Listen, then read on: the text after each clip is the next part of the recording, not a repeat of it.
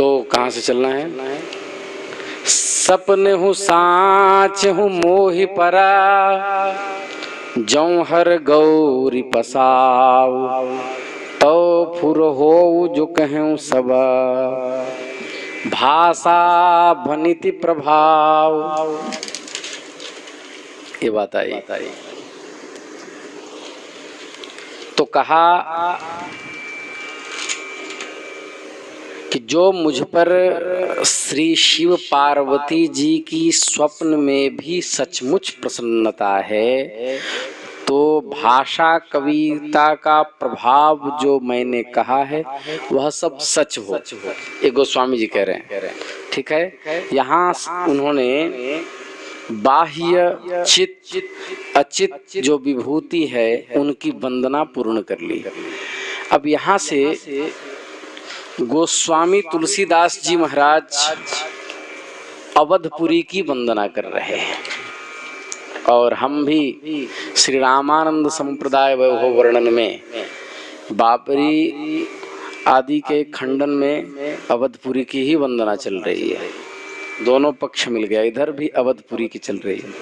गोस्वामी जी लिख रहे हैं, बंदों अवध पुरी अति पावनी, सरजु सरी कली कलुष न सावनी। मोबाइल ये वो लाओ, मैया को जोड़ना है ना इसी पे ऑनलाइन। अबे स्टैंड। तो वंदऊ अवधपुरी अति पावनी, और कहा सरजू सरी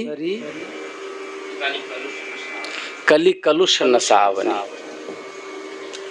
ठीक है, मैं अति पवित्र और कलयुग के पापों का नाश करने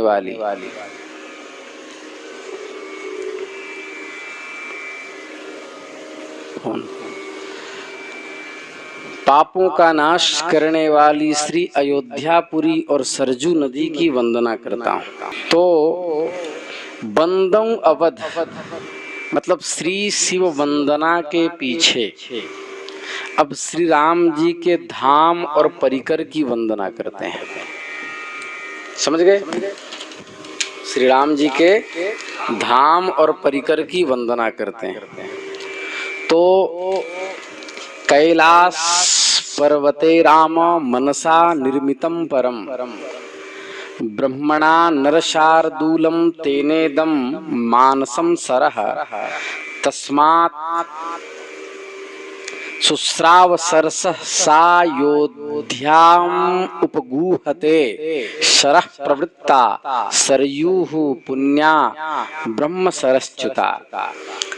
महर्षि वाल्मीकि जी ने श्री अयोध्या सरयू का वर्णन बालकांड में एक ही श्लोक में किया है। वैसे ही गोस्वामी जी ने एक ही अर्धाली में दोनों को कहा है।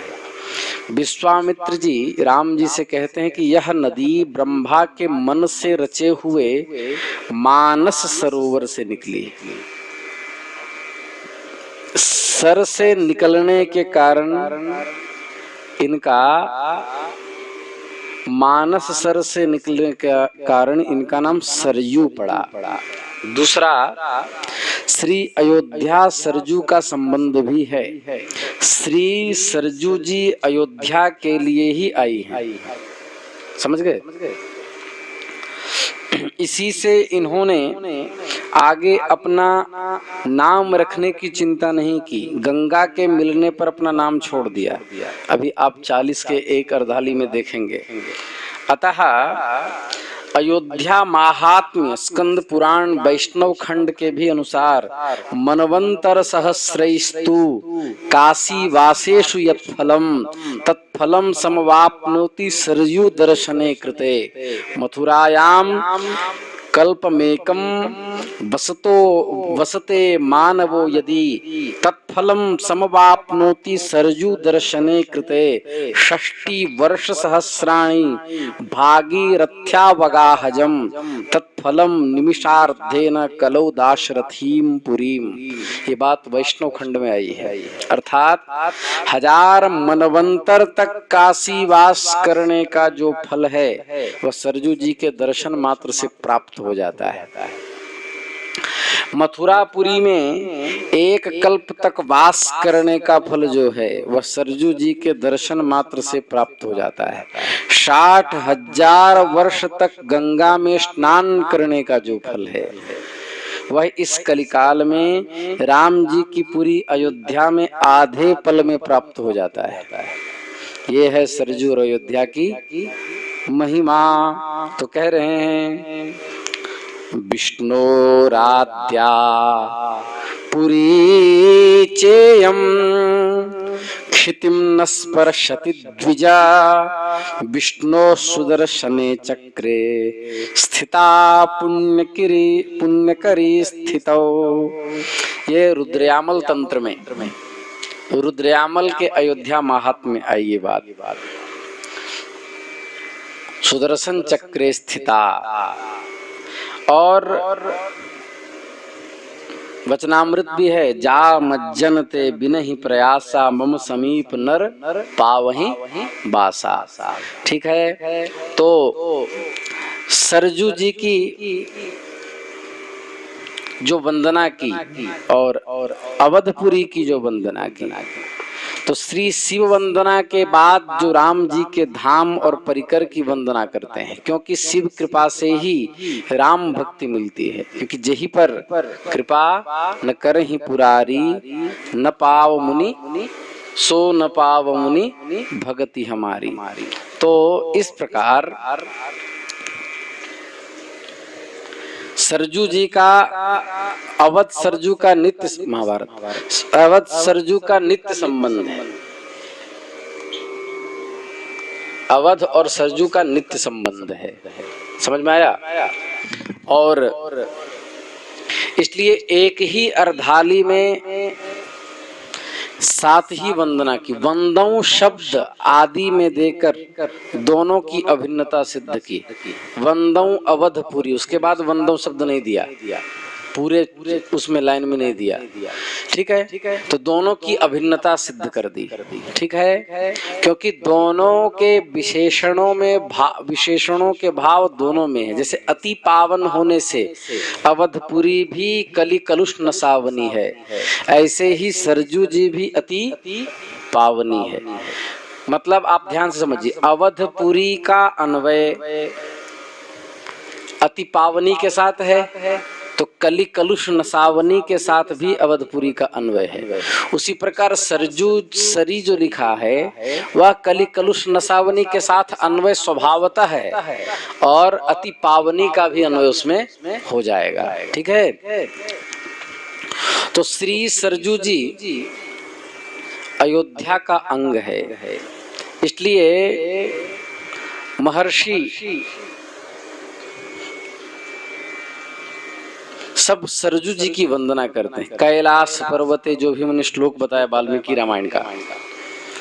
अति पावनी मतलब मोक्ष देने वाली 7 पुरियां हैं। कौन? अयोध्या, मथुरा, हरिद्वार, काशी, कांची, अवंतिका मतलब उज्जैन और द्वारिका। उसमें से कहा कि अति पावनी, अर्थात उनमें भी अयोध्या जी श्रेष्ठ हैं। विष्णो पादमवंतिकाम गुणवतीम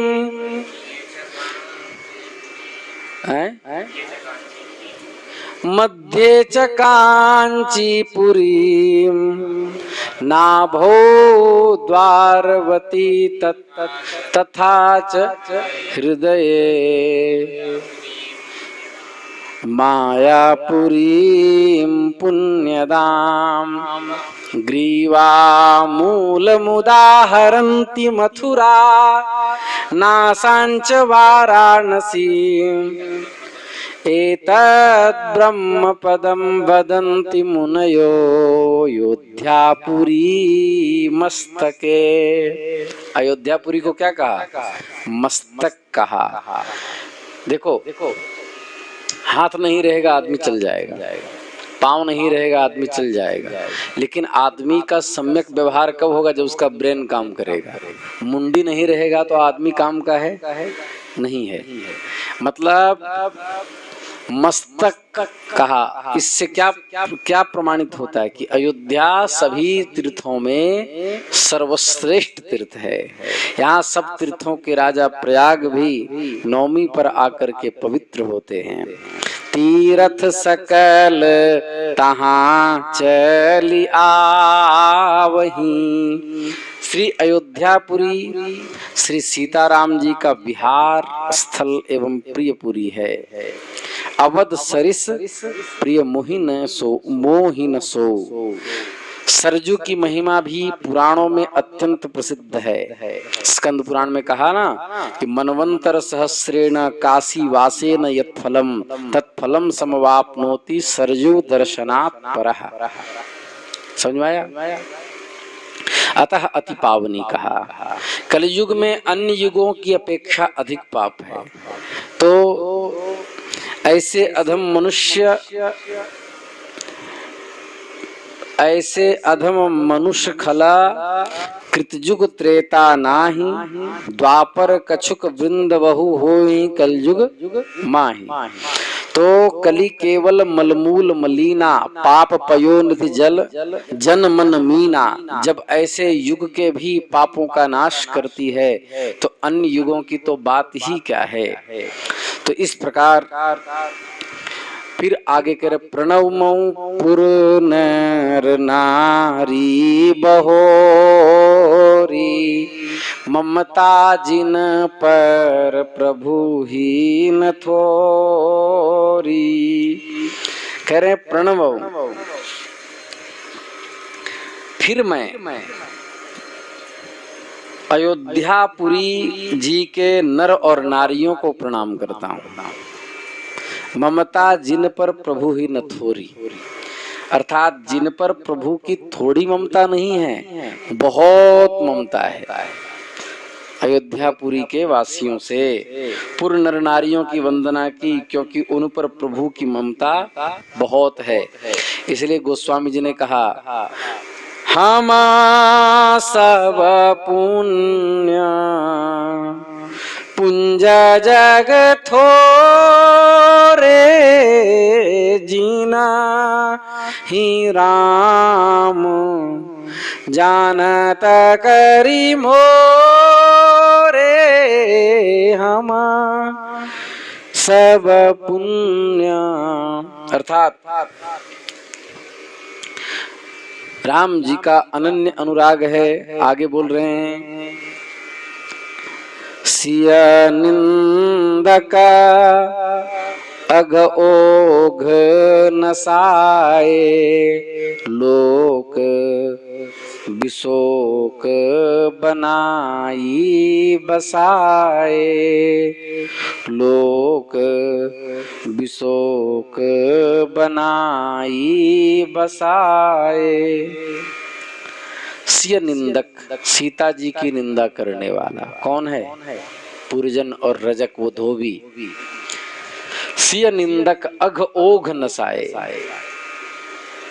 उनके पाप समूह का नाश कर उन्हें शोकहीन करके अपने शोक रहित लोक में बसाया। अर्थात श्री सीता जी की निंदा करने वाले अपने ही पुरी में रहने वाले धोबी अथवा पुरवासियों के पाप समूह का नाश किया। कौन? वंदो अवध पुरी अति पावनी। और अपने विशोक लोक में आदर सहित अयोध्या जी ने उनको वास दिया। इसका मतलब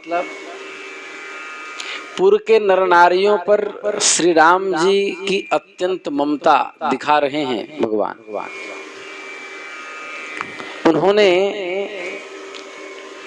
उन उनमें से पूर्ववासियों में कितनों ने श्री जानकी जी की निंदा में भाग लिया था। श्री राम जी को राज्य करते हुए 10,000 वर्ष हो जाने पर जहां तहां गुप्त रूप से श्री सीता जी के विषय में अपवाद होने लगा। गुप्तचरों द्वारा श्री राम जी ने यह जान लिया और निंदकों में रजक प्रकट हो गया था। इसी से उसका नाम विनय पत्रिका आदि में आया है।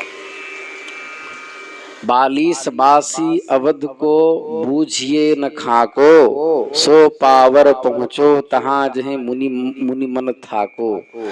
सिय निंदक मति मंद प्रजा रज निज नय नगर बसाई। ऐसा विनय पत्रिका का 165वें कविता में होगी। श्रीमद् वाल्मीकि में भी संकेत किया है। तो इस प्रकार अपवाद जो लगा, सिय निंदक अग ओघ नसाए, दूसरे के दोष के कथन को परिवाद और दूसरे पर झूठा दोष लगाने को अपवाद कहते हैं, निंदा। समझ में आया? तो निंदा कहा जाता है। परिवादो पवादो वा राघवो नोपपद्यते, ऐसा वाल्मीकि के प्रकरण में आया है। अर्थात ठाकुर जी राघवे नोपपद्यते, रघुनाथ जी में न किसी के परिवाद का स्थान है न किसी के अपवाद का स्थान है।